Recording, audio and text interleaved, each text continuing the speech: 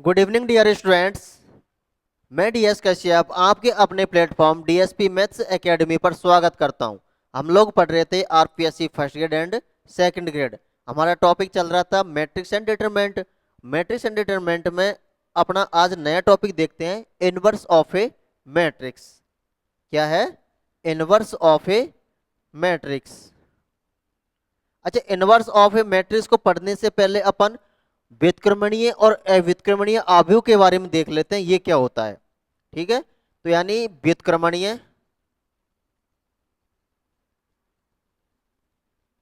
व्युत्क्रमणीय तथा अव्युत्क्रमणीय तथा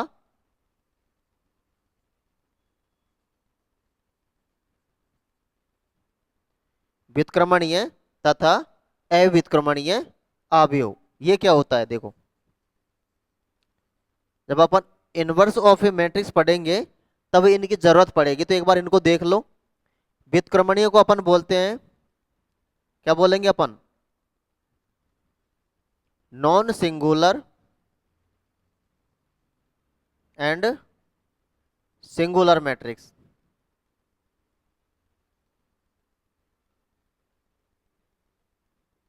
non singular and singular matrix.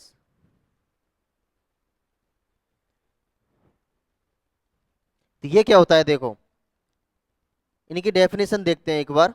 वैसे तो आप लोगों ने इससे पहले भी इनका नाम सुन लिया होगा और अपन ने इनका यूज भी किया है, लेकिन आज अलग से इनको देख लेते हैं एक बार कि व्युत्क्रमणीय और अव्युत्क्रमणीय आव्यूह होता क्या है। मान लीजिए कोई एक वर्ग आव्यूह है, किसी वर्ग आव्यूह, किसी वर्ग आव्यूह, वर्ग आव्यूह ए को व्युत्क्रमणीय,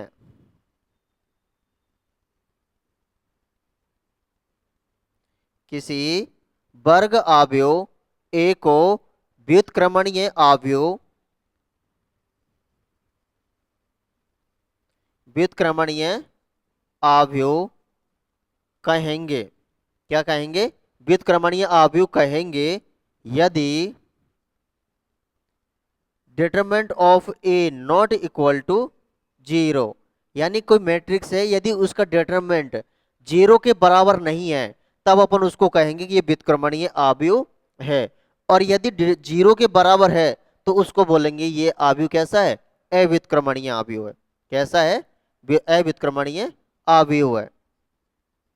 तथा अव्युत्क्रमणीय,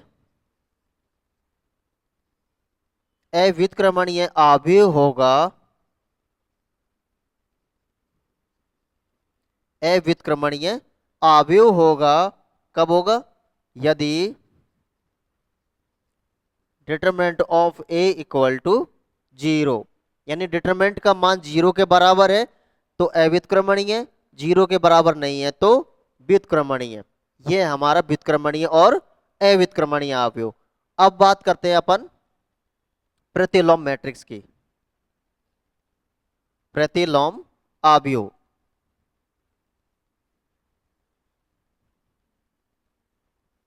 प्रतिलोम आव्यूह, इनवर्स मैट्रिक्स।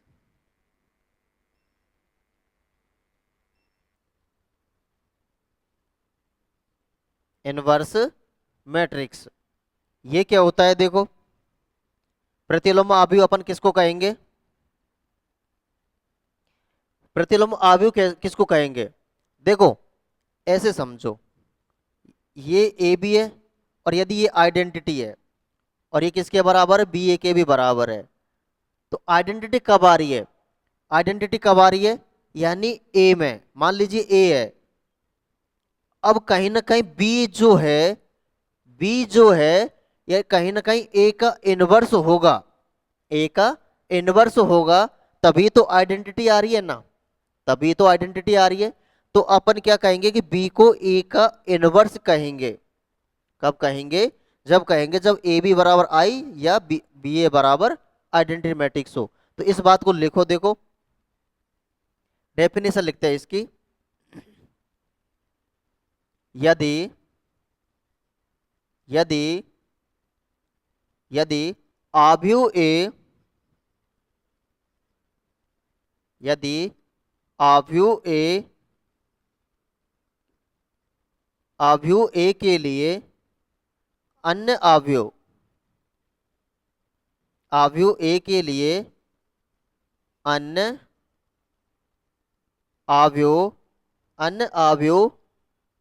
बी को अन्य आव्यूह बी को, या हम कह सकते हैं अन्य आव्यूह बी, यदि संभव है तो, यदि, या हम कह सकते हैं यदि विद्यमान है तो, यानी कि ए और बी विद्यमान होना चाहिए ना, यानी या हम कह सकते हैं इनका ऑर्डर सेम होना चाहिए, या फिर हम कह सकते हैं हाँ ऑर्डर सेम होना चाहिए, या इस तरीके से होना चाहिए कि ये आपस में गुणा तो हो सके यदि विद्यमान हो।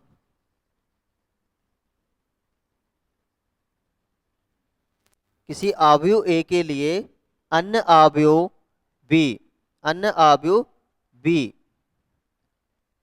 अन्य आव्यूह बी को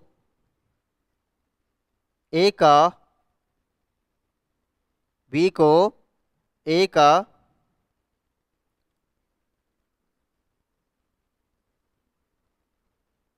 प्रतिलोम आव्यूह कहेंगे।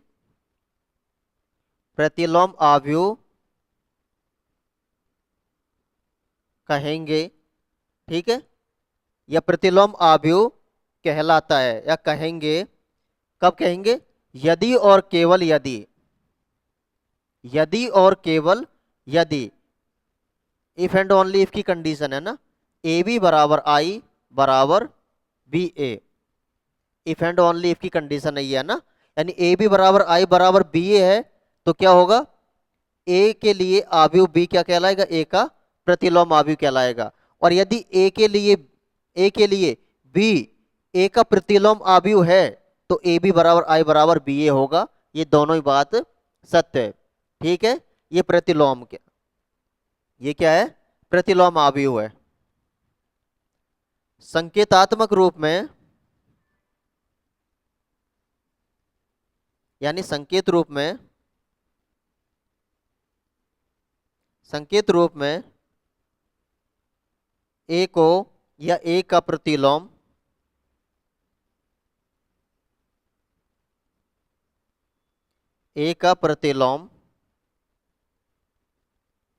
ए इनवर्स ए का प्रतिलोम ए इनवर्स से व्यक्त करते हैं। ए इनवर्स से क्या करते हैं अपन, इसको व्यक्त करते हैं। समझ में आया डेफिनेशन इसकी?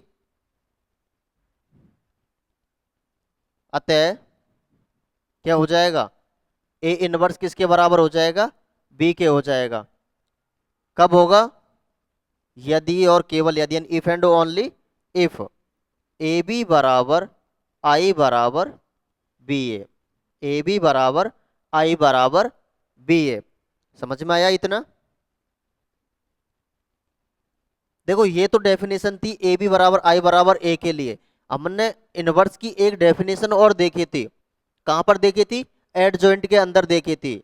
देखी थी कि नहीं देखी थी? हमने वहां भी कहा था कि ये प्रतिलोम आव्यूह कहलाता है, तो उस बात को भी अपन यहां भी लिख लेते हैं ना। यदि यदि ए व्युत्क्रमणीय, यदि ए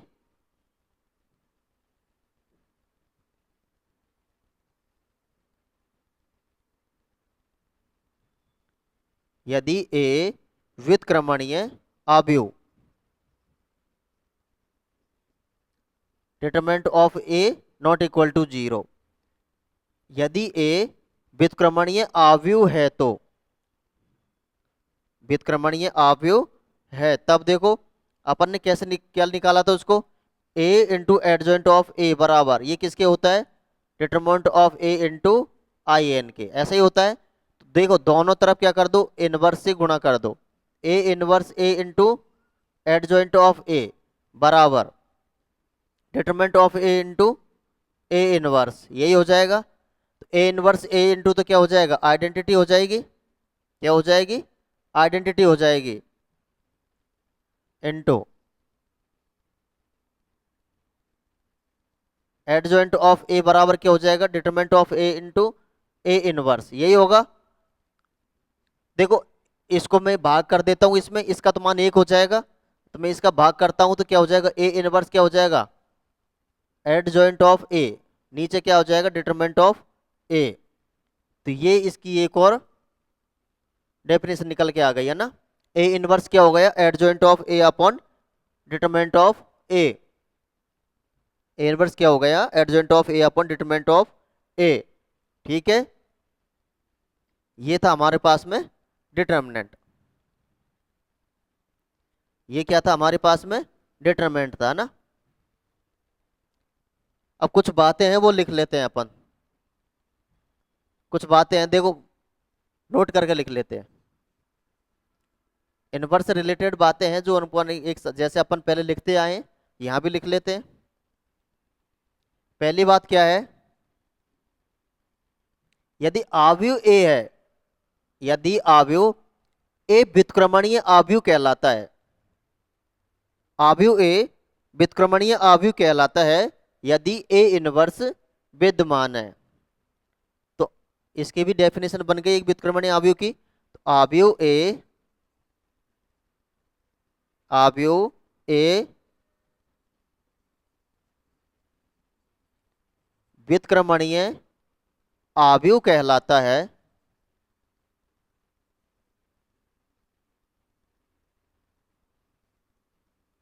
व्युत्क्रमणीय आव्यूह कहलाता है यदि, कब कहलाता है, यदि ए इनवर्स विद्यमान है, यदि ए इनवर्स विद्यमान हो, या हम कह सकते हैं ए इनवर्स विद्यमान है। देखो ए इनवर्स विद्यमान होगा, ए इनवर्स कब विद्यमान होता है, देखो ए इनवर्स बराबर क्या होता है, adjoint of A upon determinant of A. भाई ए इनवर्स विद्यमान है, इसका मतलब इसका मान क्या है, नॉट इक्वल टू जीरो, और जब ये नॉट इक्वल टू जीरो है तो आव्यूह क्या हुआ है, व्युत्क्रमणीय आव्यूह है। समझ में आया। दूसरा पॉइंट, जो इनवर्स होगा ना वो अद्वितीय होगा, इनवर्स होगा वो क्या होगा, अद्वितीय होगा, यानी प्रतिलोम आव्यूह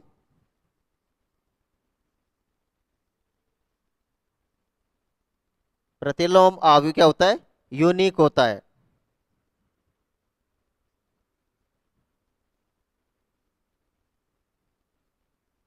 अद्वितीय होता है।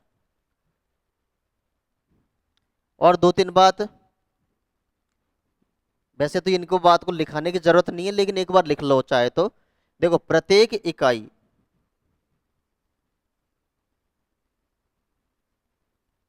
प्रत्येक इकाई आव्यूह,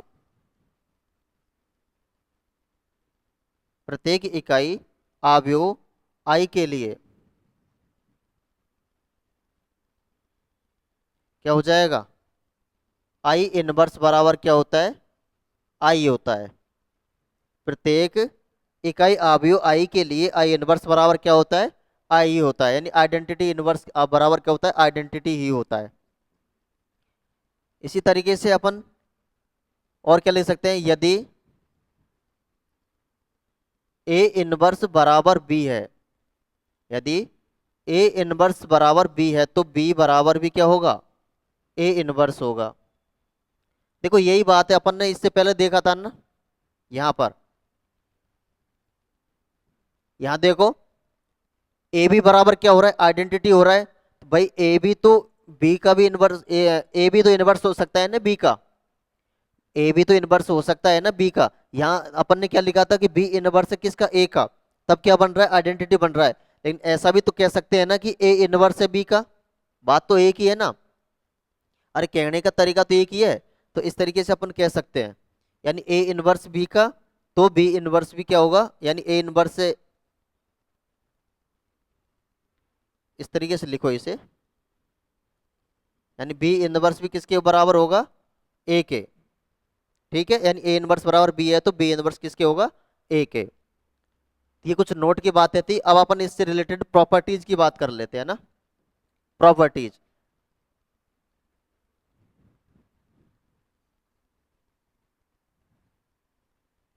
properties of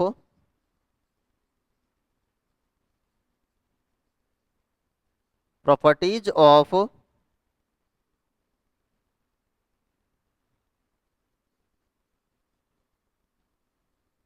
inverse matrix. Properties of inverse matrix यानी प्रतिलोम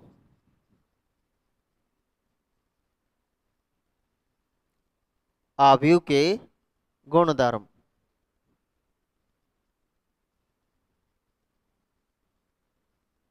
प्रतिलोम आव्यूह के गुणधर्म क्या क्या हो जाएगा देखो। पहला पहला तो यही है कि ए इनवर्स का इनवर्स करोगे तो वही ए आ जाएगा। दूसरा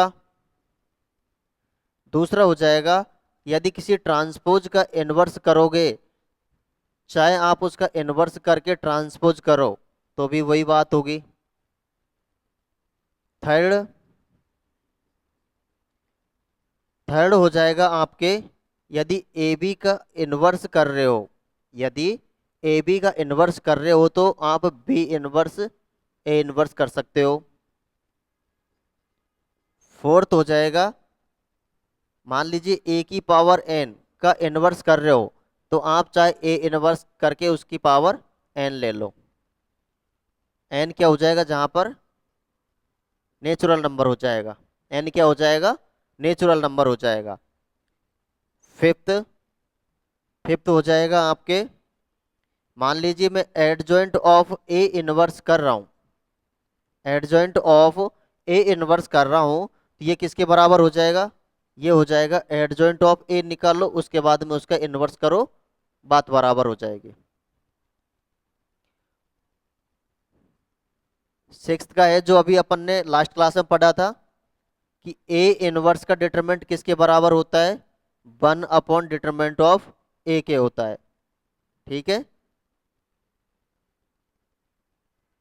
या इसको इसके भी बराबर होता है ये, यानी ए इनवर्स जो है डिटरमिनेंट ऑफ ए के इनवर्स के भी बराबर होता है, ऐसे भी लिख सकते हैं इसको। ठीक है, कितनी प्रॉपर्टीज हो गई ये अपनी, 6 प्रॉपर्टीज, 6 प्रॉपर्टीज है ना। उतारो इन प्रॉपर्टीज को एक बार।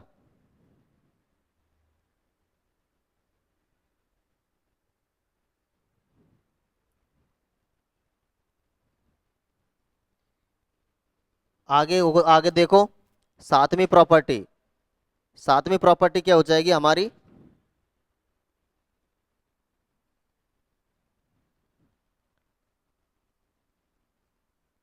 सातवीं प्रॉपर्टी हो जाएगी हमारी कि मान लीजिए ए बराबर कोई डायगोनल एंट्रीज है, डायगोनल एंट्रीज है A11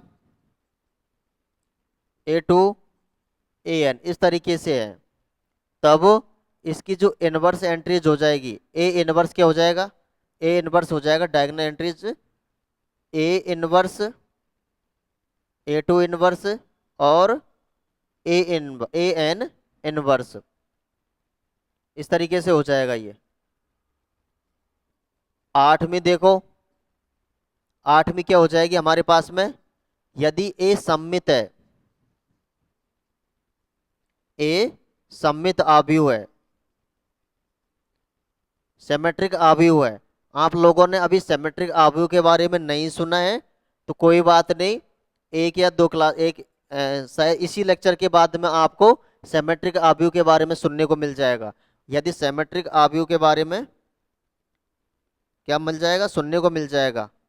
और यदि देखना चाहते हो तो फिर भी ए ट्रांसपोज बराबर ए होता है, ये सिमेट्रिक आव्यूह होती है। यदि ए सममित आव्यूह है, ए कैसी आव्यूह है, सममित आव्यूह है, तो ए इनवर्स भी कैसी होगी, ए इनवर्स भी सममित आव्यूह होगी।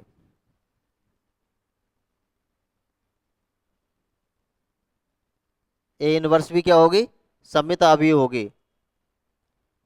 इसी इसी को अपन सिमेट्रिक डिफरेंस की प्रॉपर्टीज में भी लिखेंगे, है ना।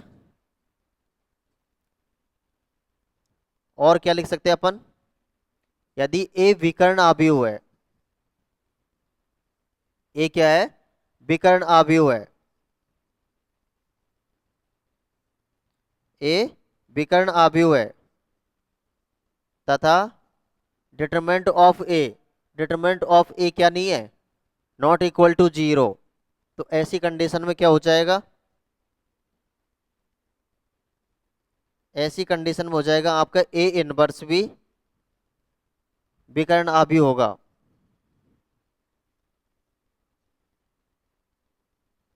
ए इनवर्स भी विकर्ण अवयव होगा। ठीक है।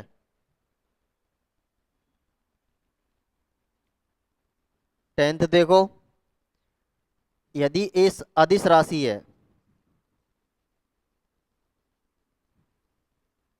एक ऐसी राशि है, स्केलर राशि है ना, ये हम क्या स्केलर अवयव है,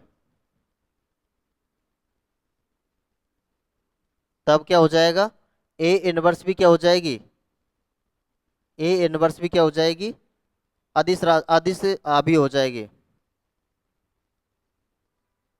ए इनवर्स भी अदिश अवयव होगी। ठीक है, क्या होगी, अदिश अवयव होगी, यदि विद्यमान है तो, यदि विद्यमान है तो। और क्या हो जाएगा देखो, इलेवंथ, इलेवंथ हो जाएगा आपके, यदि ए त्रिभुजाकार, यदि ए त्रिभुजाकार है और determinant of A not equal to zero है, तो ए इनवर्स भी क्या होगा, त्रिभुजाकार होगा।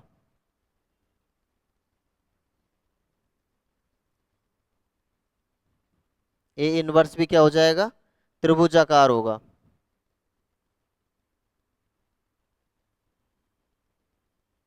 ए इनवर्स भी क्या हो जाएगा, त्रिभुजाकार हो जाएगा। तो ये इसकी कुछ प्रॉपर्टीज थी। ठीक है, ये इसकी कुछ प्रॉपर्टीज है, यानी ए बराबर क्या है, डायगोनल एंट्रीज है, तो ए इनवर्स इसका ये भी इनवर्स हो जाएगा। सममित है तो ए इनवर्स सममित होगा। विकर्ण अवयव है तथा नॉट इक्वल टू जीरो है, तो ये भी ए इनवर्स भी विकर्ण अवयव होगा। अदिश अवयव है तो ए इनवर्स भी क्या होगा, अदिश अवयव। इसी तरीके से त्रिभुजाकार है तो ए इनवर्स भी क्या होगा, त्रिभुजाकार होगा। ठीक है। और क्या थी अपनी, और ये ए इनवर्स का इनवर्स क्या होता है, ए होता है। ए ट्रांसपोज का इनवर्स क्या होता है, ए इनवर्स का ट्रांसपोज बराबर होता है। ए बी का इनवर्स क्या होता है, बी इनवर्स ए इनवर्स होता है। और ए की पावर एन का इनवर्स करेंगे, चाहे ए इनवर्स की पावर एन करेंगे तो बात बराबर होता है। इसी तरीके से ये सब होते हैं ना। आगे देखते हैं, इसके कुछ रिजल्ट की बात कर लेते हैं एक बार अपन।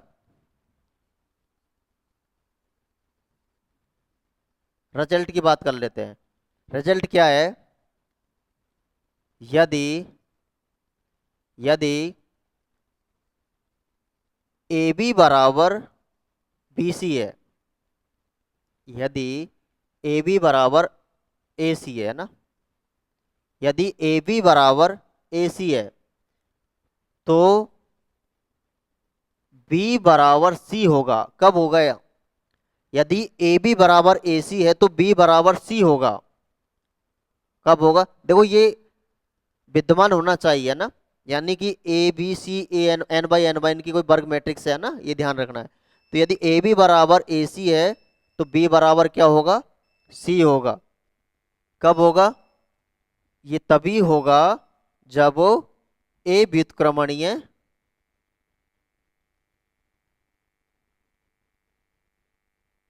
ए क्या है, ए क्या होगा, ए व्युत्क्रमणीय।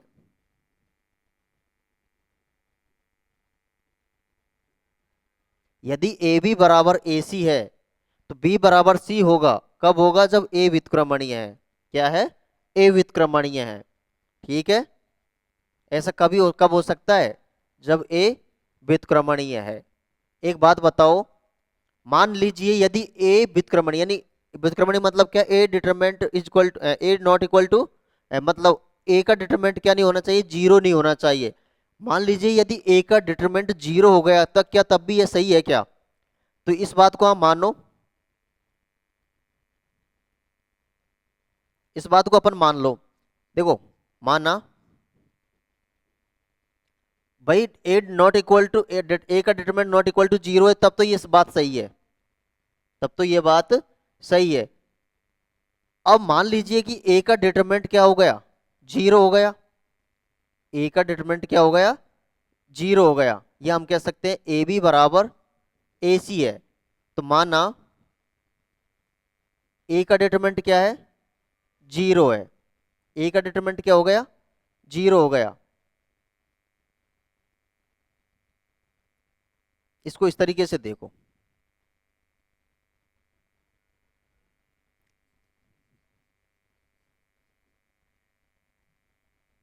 अपन को क्या करना है, प्रूफ करना है। यानी ए बी बराबर अपन क्या लेके चलेंगे, ए सी लेके चलेंगे। ये लेके चले अपन, तो अपन क्या कर दो, देखो दोनों तरफ ए इनवर्स से गुणा कर दो। क्या गुणा, क्या कर दो, गुणा कर दो। ए इनवर्स ए सी, ये क्या हो जाएगा, आइडेंटिटी मैट्रिक्स आई बी बराबर आई सी। क्या हो गया, बी बराबर सी हो गया, बी बराबर सी हो गया। क्या हो गया, बी बराबर सी हो गया। तो देखो ये कब हुआ है, कब हुआ है, जब ए व्युत्क्रमणीय था। यानी इससे क्या सिद्ध होता है, ए व्युत्क्रमणीय मतलब क्या होता है, ए इनवर्स विद्यमान होता है। ए व्युत्क्रमणीय होता है तो क्या होता है, ए इनवर्स विद्यमान। यानी यहां से निष्कर्ष क्या निकाल सकते हैं अपन, निष्कर्ष क्या निकाल सकते हैं अपन यहां से,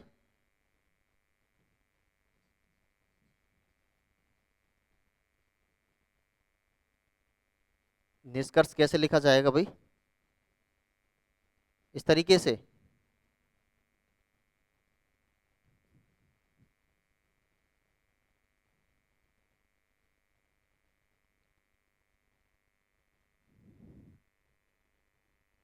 जैसे भी लिखा जाए, एक बार देख लेना निष्कर्ष कैसे लिखा जाएगा। ऐसे क्या होगा, ए इनवर्स विद्यमान होगा।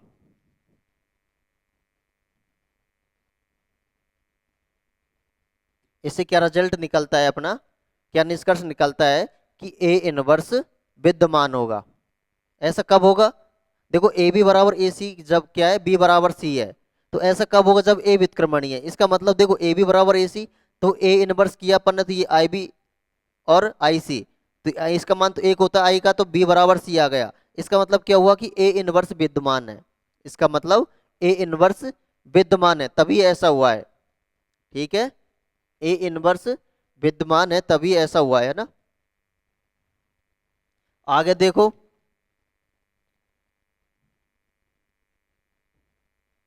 आगे देखो, रिजल्ट नंबर दूसरा। अगला रिजल्ट क्या हो जाएगा, देखो, यदि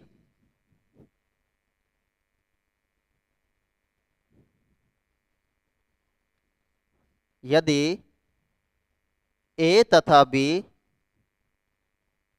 यदि ए तथा बी अशून्य आव्यूह है, अशून्य आव्यूह है।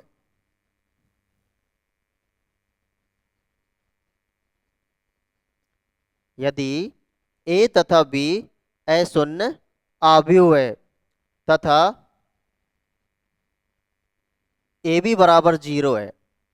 ए और बी क्या दे रखा है अपन को, नॉन एम्प्टी दे रखा है। And A B equal to क्या दे रखा है अपन को, जीरो दे रखा है। तब अपन क्या कह सकते हैं, तब अपन कह सकते हैं कि डिटरमिनेंट ऑफ ए जीरो तथा डिटरमिनेंट ऑफ बी बराबर जीरो। डिटरमिनेंट ऑफ ए बराबर जीरो तथा डिटरमिनेंट ऑफ बी बराबर जीरो। ठीक है, यानी ए तथा बी क्या है, क्या कह सकते हैं अपन, ए तथा बी क्या है, अव्युत्क्रमणीय है।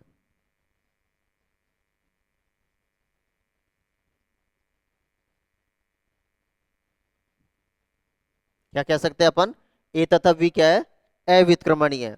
यानी यदि ए तथा बी अशून्य अवयव है तथा ए बी बराबर जीरो है तो डिटरमिनेंट ऑफ ए बराबर जीरो तथा डिटरमिनेंट बी बराबर जीरो। यानी हम कह सकते हैं ए तथा बी क्या है, अव्युत्क्रमणीय अवयव है। क्या है, अव्युत्क्रमणीय अवयव है। देखो यदि यहां तो अपन ने क्या लिया, दोनों को जीरो लिया है। यदि ए बी बराबर जीरो है इसका मतलब दोनों जीरो है। यदि अपन किसी इनमें से एक को अपन नॉन इम्पिटी करते हैं यानी जीरो के बराबर नहीं रखते हैं तब क्या रिजल्ट होगा, देखो तब क्या आएगा, माना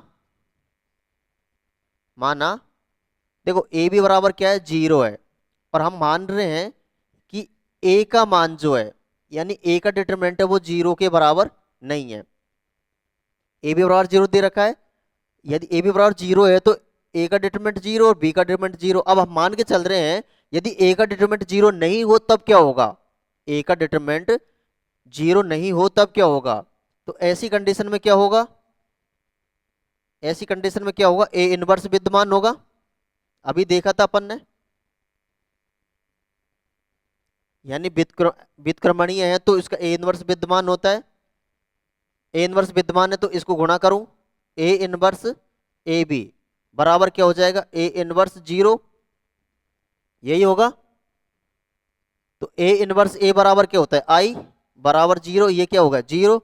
इसका मतलब क्या हो गया, बी बराबर जीरो। क्या हो गया, बी बराबर जीरो।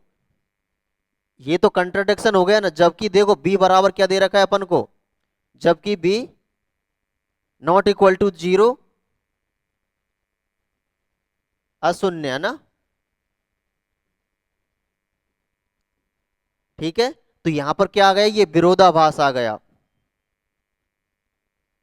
क्या आ गया, ये विरोधाभास आ गया। अरे कंट्राडिक्शन हो गया ना, ये कंट्राडिक्ट हो गया। हम मान के क्या चले थे कि ए नॉट इक्वल टू जीरो है, हमने क्या दिखा दिया कि ए नॉट इक्वल टू जीरो है तो बी बराबर जीरो है, जबकि क्वेश्चन के अंदर अपन को क्या दे रखा है, देखो कि बी क्या है, अशून्य अवयव है। इसका मतलब अपन ने ये माना, ये गलत माना है। इसका मतलब अपन ने ये माना है वो क्या है, गलत माना है, तो कॉन्ट्राडिक्ट आ गया। इसका मतलब हम क्या कह सकते हैं, अतः डिटरमिनेंट ऑफ ए बराबर जीरो तथा डिटरमिनेंट बी बराबर जीरो। तो ये इसके कुछ रिजल्ट थे, समझ में आया, समझ में आया कि ये, तो ये थी अपनी इनवर्स मैट्रिक्स। क्या था हमारा, ये इनवर्स मैट्रिक्स था। इनवर्स मैट्रिक्स देखा अपन ने, उसकी डेफिनेशन देखी, उसकी प्रॉपर्टीज देखी, और उससे रिलेटेड कुछ रिजल्ट्स देखे हैं।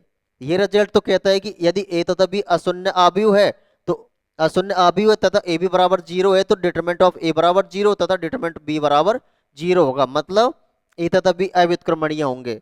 और ये क्या कहता है, ये क्या कहता है, यदि ए बी बराबर ए सी है तो बी बराबर सी होगा, कब होगा, जब ए व्युत्क्रमणीय होगा। कब होगा, जब ए व्युत्क्रमणीय होगा, यानी हम कह सकते हैं ए इनवर्स विद्यमान होगा। ठीक है, तो ये थी हमारी इनवर्स मैट्रिक। बाकी अपन नेक्स्ट क्लास में देखेंगे। नेक्स्ट क्लास में अपने कौन सी मैट्रिक्स आएगी, जो भी मैट्रिक्स आएगी सिमेट्रिक स्क्यू सिमेट्रिक वगैरह उनके बारे में पढ़ेंगे अपन, है ना। तो वो अच्छी मैट्रिक्स, ये भी अच्छा टॉपिक है, यहाँ से आप देखो क्वेश्चंस आते रहते हैं इन सब से, तो आप लोगों को कोई सा भी छोड़ना नहीं है, सारा कुछ पढ़ना है। ठीक है, तो आज के लिए इतना ही काफ़ी है, बाकी अपन नेक्स्ट क्लास में देखेंगे। तब तक आप लोग इनको पढ़ते रहिए, और वीडियो को अपन भाई लाइक शेयर और सब्सक्राइब कर दिया करो। एक नीचे कॉर्नर में आपके लाल बटन रहता है जो सब्सक्राइब का होता है, उसको दबाना होता है सब्सक्राइब के लिए, बाकी उसका कोई और चार्ज नहीं होता।